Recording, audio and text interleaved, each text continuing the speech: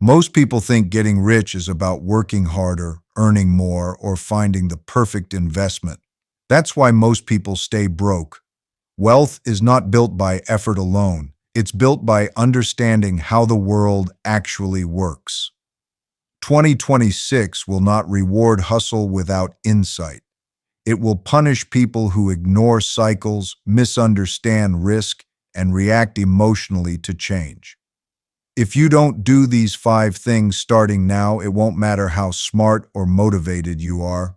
You'll spend your entire life chasing money instead of owning it. The first thing you must do in 2026 is understand how economic cycles really work. Because money does not move randomly. It follows patterns shaped by human behavior, incentives, and time. Most people look at markets day by day, reacting to headlines, prices, and opinions. That short-term focus keeps them trapped in confusion. Wealth is built by stepping back and seeing the larger machine that drives economies. When you understand that machine, you stop being surprised by events that shock everyone else. Every economy moves through repeating cycles of expansion and contraction. Credit grows, spending increases, optimism rises, and asset prices inflate. Over time, debt builds faster than income, risk-taking becomes excessive, and the system becomes fragile. Eventually, tightening begins. Interest rates rise. Liquidity dries up, and leverage turns from a benefit into a burden. What feels sudden to the public is usually the predictable result of years of imbalance. If you don't understand this process, you will always feel like the system is unfair, when in reality it is functioning exactly as designed. Most people assume that what recently happened will continue to happen. That belief is one of the most expensive mistakes an investor can make. When markets have been rising, people believe growth is normal and permanent. When markets fall, they believe collapse is inevitable. Both views are wrong because they ignore the cycle. Understanding cycles allows you to detach emotion from decision-making. Instead of reacting to fear or greed, you evaluate where you are in the process and adjust your positioning accordingly. Inflation, interest rates, productivity, and debt are not isolated forces. They interact continuously. When money is cheap, borrowing increases, spending accelerates, and asset prices rise. When money becomes expensive, the opposite occurs. Governments and central banks influence these dynamics, but they cannot eliminate them. They can only shift timing and intensity. If you rely on opinions without understanding these relationships, you will misinterpret policy changes and position yourself on the wrong side of major moves. Wealth transfers happen quietly during periods of misunderstanding. Those who don't understand cycles tend to buy assets when they feel safe and sell them when they feel dangerous. Those who understand cycles do the opposite, not because they are fearless, but because they recognize where they are in the process. They know that risk feels highest near the bottom and lowest near the top. This psychological inversion is why money consistently moves from the emotional to the disciplined. Another critical element is recognizing the difference between short-term noise and long-term forces. Daily market movements are often driven by sentiment, speculation, and narratives. Long-term outcomes are driven by cash flows, productivity growth, demographics, and debt sustainability. If you focus only on what is loud, you will miss what is powerful.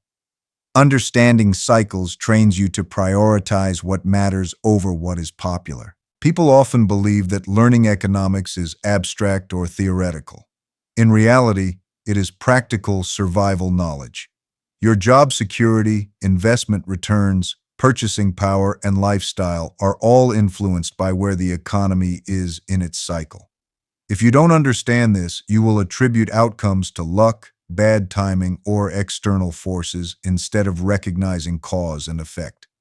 That misunderstanding keeps you repeating the same mistakes in different environments. When you understand cycles, you stop trying to predict exact outcomes and start preparing for ranges of outcomes. You accept that you won't be perfectly right, but you can be intelligently positioned. This mindset reduces stress and improves decision quality. Instead of asking, "What will happen next?" you ask, "What could happen, and how exposed am I if it does?"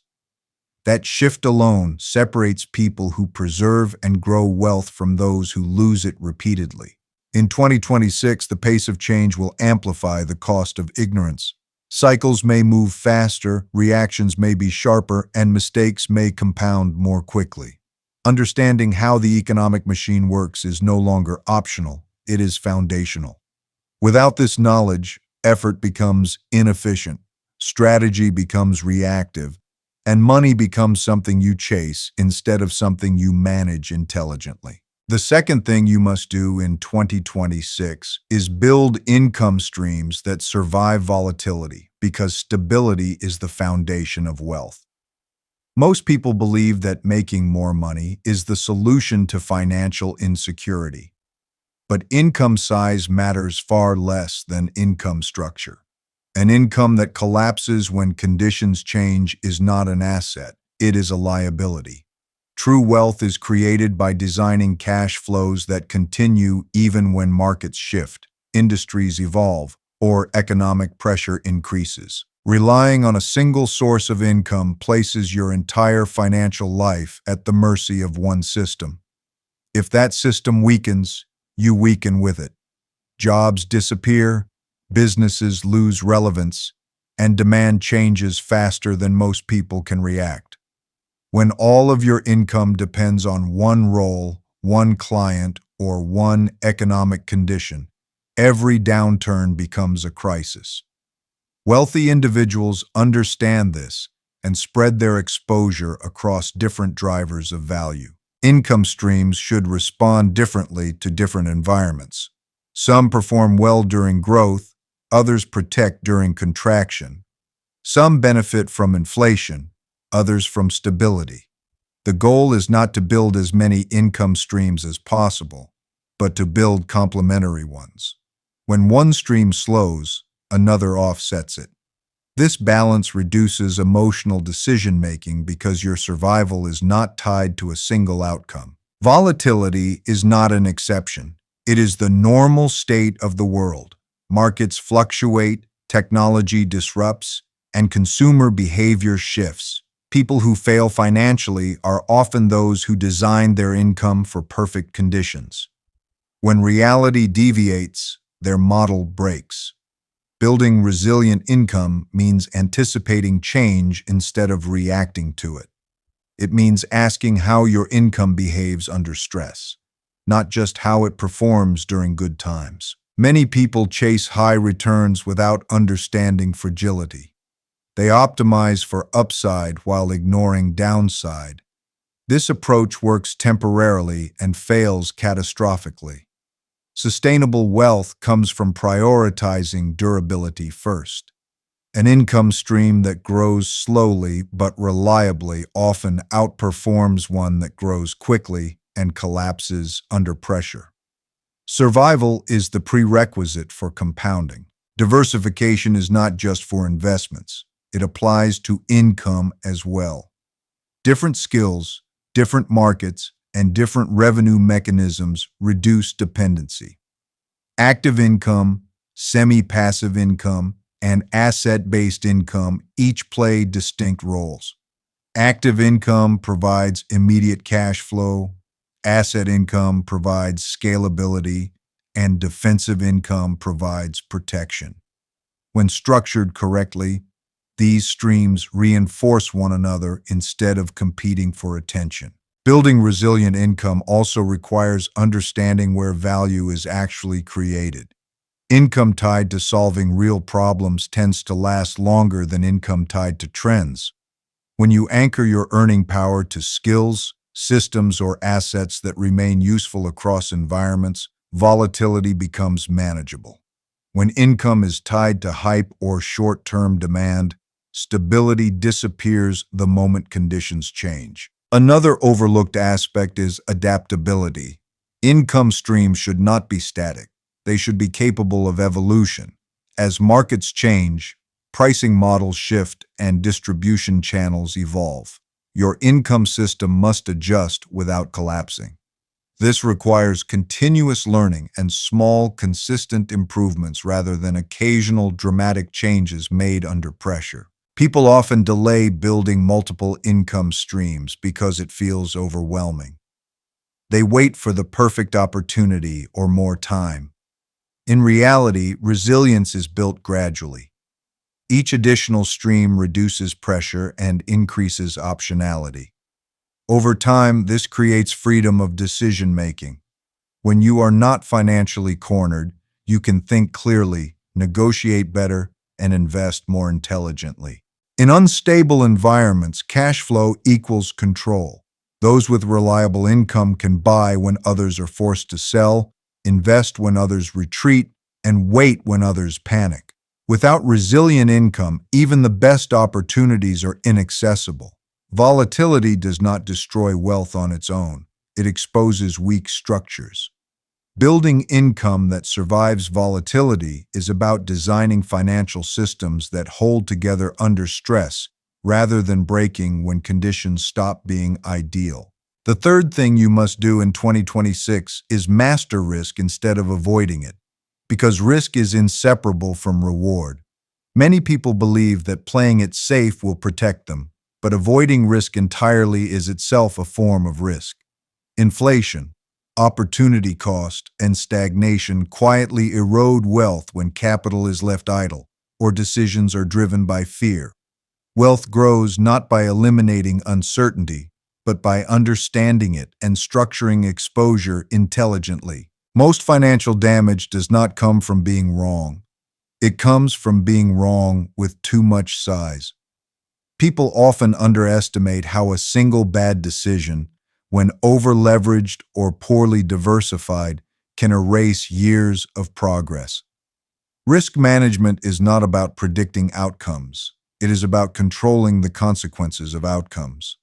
When downside is limited and upside remains open, time becomes your ally instead of your enemy. There is a critical difference between volatility and risk, yet most people confuse the two. Volatility is movement. Risk is permanent loss. Short-term fluctuations feel dangerous, but they are often irrelevant to long-term outcomes. Permanent loss occurs when capital is destroyed or forced out of the system at the worst possible time. Understanding this distinction changes how you respond to market stress. Instead of panicking at price movement, you evaluate whether the underlying value is impaired. Position sizing is one of the most overlooked aspects of wealth building. Even good ideas fail when they are sized too large. No single investment, business decision, or strategy should be capable of destroying your financial future.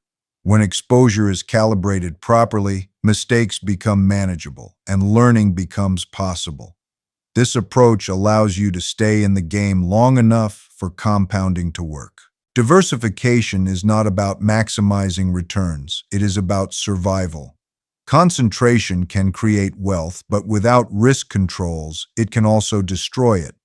Diversification across assets, strategies, and time reduces dependency on any single outcome. The goal is not to avoid losses entirely, but to ensure that losses never force irreversible decisions. When your financial system can absorb shocks, stress becomes information rather than a threat. Emotional risk is often more dangerous than financial risk. Fear, greed, and overconfidence distort judgment and lead to extreme decisions at precisely the wrong moments. Mastering risk requires mastering yourself. This means having predefined rules for exposure, drawdowns, and rebalancing before emotions enter the equation.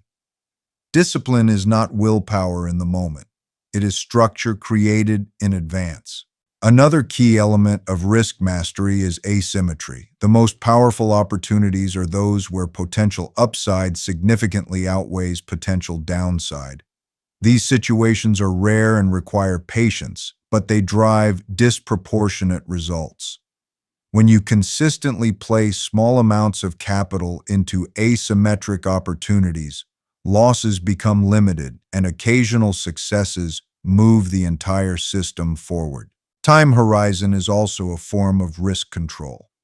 Short-term thinking increases exposure to randomness, while long-term thinking allows probabilities to play out. When your timeline aligns with the nature of the asset or decision, volatility loses its power over you. Mismatched timelines create forced behavior, selling too early, exiting under pressure, or abandoning strategies before they can work. Risk mastery also involves recognizing what you cannot control. Markets, policy decisions, and global events will always introduce uncertainty. Instead of attempting to predict them, you design systems that are robust to their impact. This includes maintaining liquidity, avoiding excessive leverage, and accepting that some uncertainty will always exist. Control comes from preparation, not prediction. People who fail financially often do so not because they took risk, but because they misunderstood it. They either took risks they didn't understand or avoided risks they needed to take. Mastering risk means accepting uncertainty while refusing to be fragile. It means building a financial structure that bends under pressure without breaking, allowing you to participate in opportunity without being destroyed by inevitable setbacks. The fourth thing you must do in 2026 is think in systems, not goals, because outcomes are the result of processes repeated over time. Most people fixate on financial targets such as a certain income, net worth, or lifestyle, believing that reaching those numbers will create security or freedom. In reality, numbers do not create wealth, systems do. Without a repeatable process behind them, goals are temporary and fragile. Goals are useful for direction, but they do not explain how progress actually happens. People often set ambitious financial goals without changing the behaviors that produce their current results. When the system remains the same, outcomes remain the same. A system defines how money flows into your life, how it is allocated, how risk is managed, and how decisions are made under pressure. This structure, not motivation, determines long-term success. Wealth-building systems operate whether you feel inspired or not. They remove emotion from decision-making and replace it with consistency. Automatic saving, disciplined investing, continuous skill development, and regular review create momentum without relying on willpower. When systems are in place, progress becomes inevitable.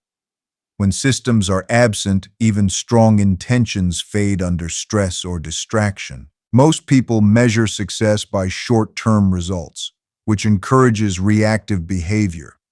Systems shift the focus to inputs rather than outcomes. Instead of asking whether a month or year was profitable, you ask whether the process was followed correctly. This perspective reduces anxiety and improves decision quality. When results are temporarily poor but the system is sound, patience replaces panic. Thinking in systems also means understanding feedback loops. Every decision produces information. Profitable actions reinforce themselves, while unprofitable ones signal the need for adjustment. A system captures these signals and adapts. Without a system, mistakes repeat unnoticed. With a system, even failures contribute to progress because they inform better decisions over time. Another advantage of systems is scalability. Goals are fixed, but systems can grow. A well-designed process can handle more capital, more complexity, and more opportunity without breaking down. As resources increase, the same system produces larger results. This is how small advantages compound into significant wealth over long periods. Systems also protect against psychological traps. When decisions are made ad hoc, emotions dominate. Fear leads to inaction. Greed leads to overextension. And uncertainty leads to inconsistency. Systems impose boundaries. They define acceptable risk, required analysis, and predetermined responses. This structure prevents extreme behavior during both optimism and stress. Many people believe systems restrict freedom. In reality, systems create it. When financial processes are automated and decisions are standardized, mental energy is freed for strategy, learning, and creativity. Instead of constantly reacting to financial pressure, you operate from a position of control. Freedom comes from reliability, not spontaneity. Designing effective systems requires honesty about personal behavior. A system must align with how you actually act, not how you wish you would act. If a process is too complex, it will be abandoned. If it requires constant attention, it will fail under pressure. The best systems are simple, robust, and adaptable. Over time, systems shape identity. When actions are repeated consistently, they become habits. Habits become norms, and norms define results. Wealthy individuals often appear disciplined not because of extraordinary willpower, but because their environment and systems make disciplined behavior the default option. This is how long-term success becomes self-reinforcing.